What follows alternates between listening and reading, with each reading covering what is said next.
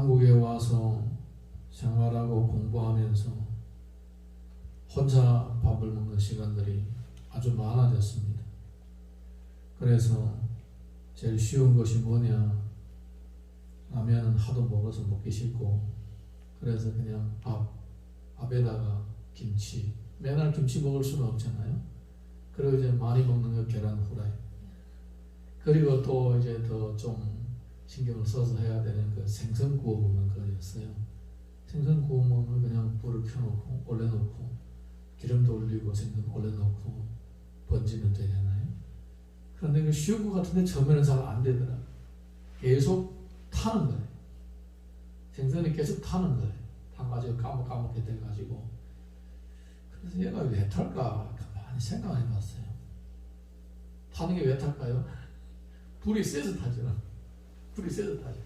그래서 기름을 싹 돌리고 고등어를 또 고등어를 또 많이 먹었어요. 또 고등어도 저렴하니까 또 고등어를 딱 올려놓고 약한 불로 이렇게 딱 구우니까 시간은 좀 많이 걸려요. 시간 좀 많이 걸리는데 약한 불로 하면 타지는 않아요. 1시간 놔둬도 안 타요. 골아가지고 딱딱하게도 타지는 않더라. 그래, 한 10분 지나고 나서 또 살짝 돌려놓으면 이쪽에 또 지글지글 거리면서 또 이렇게 익어들어가지고 한 15분에서 18분 되면 익는 거예요. 그 다음부터 비결이라죠. 남이 다 아는 건데 사실은 나만의 비결. 아, 생선은 이렇게 구워야 되는구나. 센 불로 하면 타버리는 거예요. 그냥 속으로 익어 들어가기 전에 껍데기 먼저 타버려가지고 제대로 굽히지 않죠. 그래서 이 생선은 이렇게 구워야 되는구나. 나중에 그 가자미도 장난이 아니죠. 가자미를 제 모양 그대로 구워내는 사람은 다 생선 구이 고수예요. 이거 싹 늘 부서져. 그래서 나중에 보니까 그것도 방법이 있더라고요. 밑에다가 가는 소금을 살 뿌려가지고 구우면 안 붓고 번져지더라고요. 야, 또 이것도 생선 구이도 그것도 작은 불로 살을 이렇게 밑에다 소금 뿌리고 위에다 올려놓고 많이 뿌리면 짜니까 조금 뿌려 그렇게 뒤집고 이렇게 안 붓고 잘 구워지더라고요. 저는 생선 구이를 이렇게 구우면서 그 방법을 터득하면서 많은 것을 깨달았습니다. 그 중에 하나가 오늘 본문에 나온 이 내용이 아닐까 싶습니다. 이 하나님 앞에 완악한 사람은 생선과 같은 거예요. 하나님께서 이 사람을 다뤄야 되는데 사람이 마음이 너무 완악해요. 그래가지고 다루시는데 어떻게 다루느냐, 생선 구이를 하는 것처럼 계속 불로 계속 타지 않도록 계속 굽는 거예요. 나중에 견딜 수 없어요. 또 뒤집어서 또 계속 작은 불로 계속 굽는 거예요. 그 나중에 이제 아주 생선 익은 향기가 나게 되죠. 하나님께서 이 바로를 다룰 때 그렇게 하시는 거예요. 처음에도 말씀하지 않았어요. 하나님께서 모세에게 내가 한 방으로 너를 보낼 수도 있다. 그렇지만 그렇게 안 하겠다. 살살 하는 거예요. 그러니까 악한 사람도 한 방에 그냥 부셔버리면 이게 교육 효과가 안 나타나는 거예요. 그래서 그냥 살살 구워서 익혀서 많은 사람들이 바로를 보면서 이렇게 하나님께서 악한 사람을 한 방에 안 보내고 저렇게 괴롭히면서 다루는구나. 그러니까 저렇게 괴롭게 마지막까지 당하기 전에 처음이나 한 중간쯤에 와서라도 항복을 하면 되겠구나라는 이런 교육 효과가 있다라는 거예요, 사실.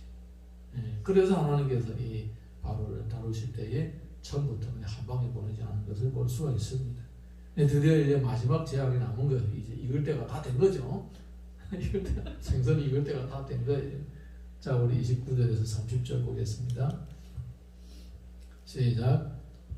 밤중에 여호와께서 애굽 땅에서 모든 처음 난 것 곧 왕위에 앉은 바로의 장조로부터 옥에 갇힌 사람의 장자까지와 가축이 처음 난 것을 다 치시네. 그 밤에 바로와 그 모든 신하와 모든 애굽 사람이 일어나고 애굽에 큰 부르짖음이 있었으니 이는 그 나라에 죽임을 당하지 아니한 집이 하나도 없음이었더라. 아멘.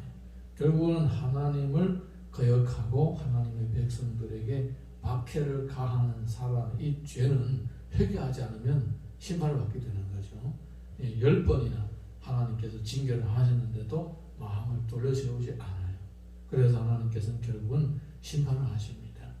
로마서 6장 23절 보게 되면 죄의 삭은 사망이요 하나님의 은사는 그리스도 예수 우리 주 안에 있는 영생이니라. 이거는 변함없는 진리입니다.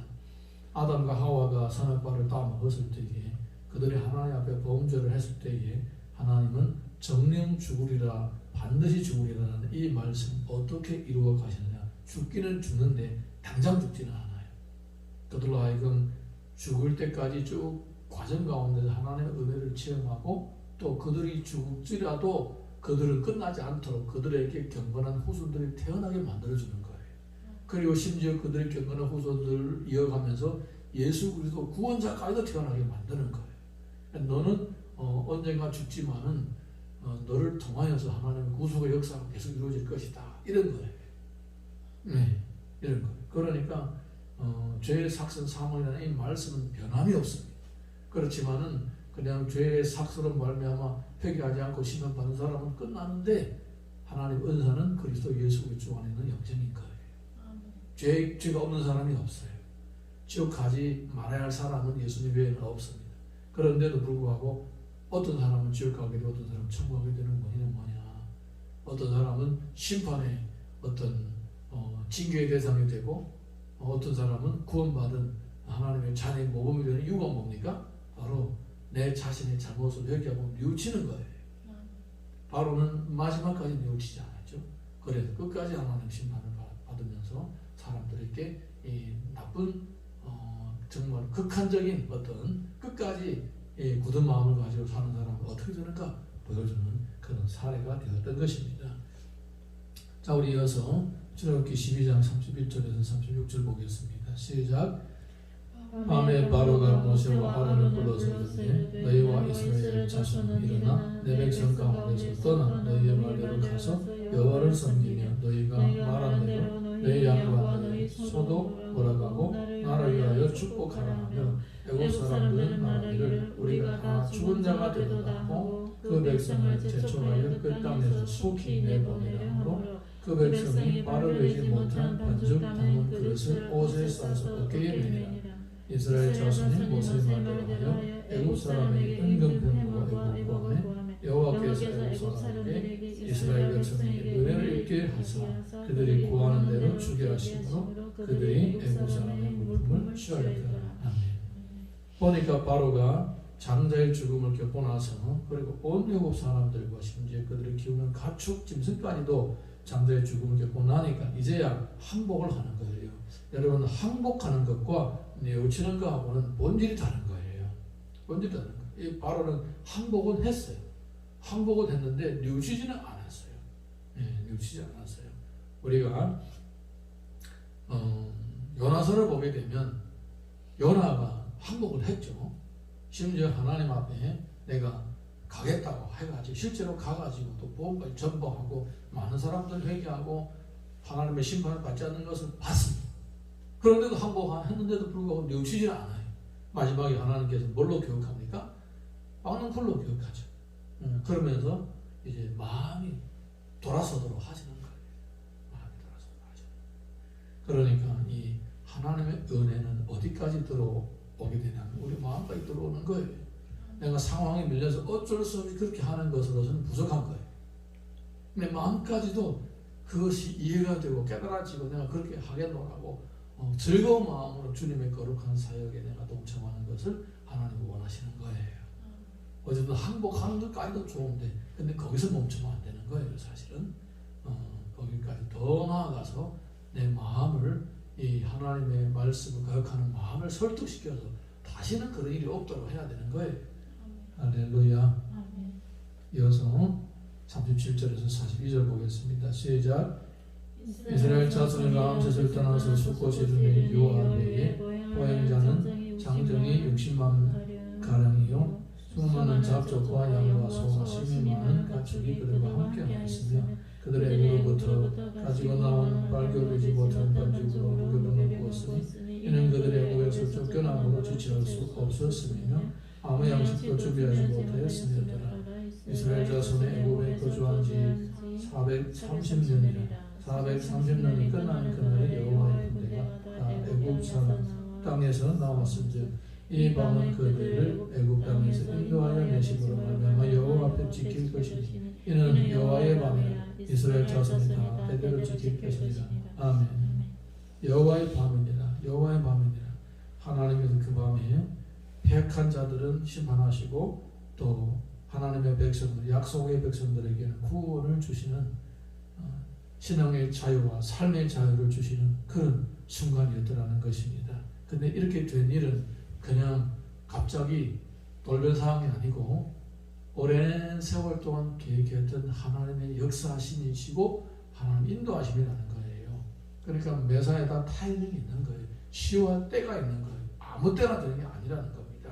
이스라엘 백성들이 신앙의 자유를 얻고 삶의 자유를 얻는 그 타이밍이 바로 이때, 하나님 이때를 준비하신 것입니다.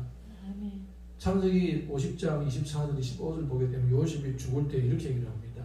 요셉이 그의 형제들에게 이르되 나는 죽을 것이나 하나님이 당신들을 돌보시고 당신들을 이 땅에서 인도하여 내사 아브라함과 이삭과 야곱에게 맹세하신 땅에 이르게 하시리라 하고 요셉이 또 이스라엘 자손에게 맹세시켜 이르기를 하나님이 반드시 당신들을 돌보시리니 당신들은 여기서 내 해골을 메고 올라가겠다 하라 하였더라.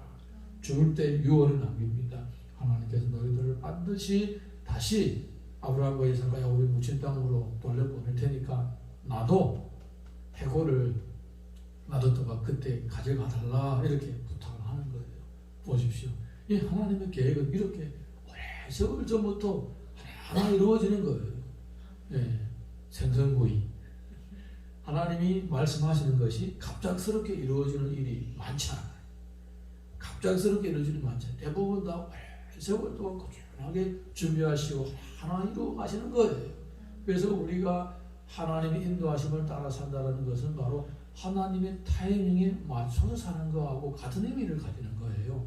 내가 급해서도 안 되고 내가 뒤쳐서도 안 되고 항상 깨어 있으면서 매일매일마다 주님 인도하심을 받으면서 살아가야 된다는 것입니다. 할렐루야. 예, 그러다 보게 되면 주님의 약속하신 바가 내 삶 가운데서 이루어지게 되고 그 주님의 인도하심을 따라 살아가는 가운데서 혹시라도 어떤 엉뚱한 이 바로 같은 이 대적자가 악한 사람들이 갑자기 튀어나와도 넉넉히 다 이길 수가 있는 것입니다. 오늘도 주님 안에서 그 인도하심을 따라서 하나님의 구원의 손길이 내 삶 가운데서 지속적으로 이루어져 가고 있는 것을 체험할 수 있기를 예수님 이름으로 축원합니다. 하나님께서 우리들에게 인내심을 주셔서 하나님의 역사가 우리 삶 가운데서 어떻게 한날에 내가 소원하는 대로 뚝딱 이렇게 갑자기 이루어지는 것이 아니라 순서와 절차와 과정과 시기가 있다는 것을 우리가 항상 기억하고 인내하면서 하나님의 스케줄에 맞춰서 내가 그 스케줄에 몸담아서 살 수 있는 지혜와 깨달음과 은혜를 주시옵소서. 우리 자신을 위해 기도하고 교회와 가족들과 지역사회와 나라와 민족과 열방을 위해서도 기도합니다. 같이 주의 이름을 부르고 기도합니다. 주여, 주여, 주여. 오늘도 우리에게 말씀을 주심을 감사합니다. 하나님께서는 바로 왕을 굴복시키는 데에는 당장이라도 쳐 죽일 수가 있지만 하나님은 자신의 몸을 드러내고 하나님의 구속사를 이어가기 위해서는 반드시 과정이 필요하셨습니다. 10번이나 재앙을 통하여 그의 완악한 것을 계속 징계를 하시면서 그의 한계가 어디든지 많은 사람들에게 보여주셨습니다. 아버지 하나님, 주께서 우리를 못 들어주시고 인도하여 주셔서 우리의 생각과 우리의 계획과 우리의 스케줄에 따라서 사는 것이 아니라 하나님의 시간표, 하나님의 스케줄에 따라서 우리의 삶이 그 속에 헌신되고 그 속에 들어가서 순종할 수 있도록 은혜를 베풀어 주시옵소서. 아버지 하나님, 주께서 430년이 끝나는 그날에 이스라엘 백성들을 애굽에서 인도해 내셨습니다. 정확하고 틀림이 없는 오차가 없는 하나님 인도하심이심을 다시 보게 하심을 감사합니다. 아버지 하나님, 우리도 이렇게 오차가 없으시고 틀림이 없으시는 그 하나님의 시간표와 스케줄 가운데서 삶으로서 이 하나님의 놀라우신 손길에 직접 삶의 구원과 그리고 또 우리의 모든 이 은혜를, 기도 응답의 은혜를 체험해 나갈 수 있도록 역사하여 주시옵소서. 아버지 하나님 역사하여 주시옵소서. 내 자신을 위해 기도하고 교회를 위해 기도하고 가족을 위해 기도하고 지역사회와 나라와 민족과 영광을 위해서도 기도하기를 원하니 아버지 하나님께서 응답하여 주시고 이루어 주시옵소서.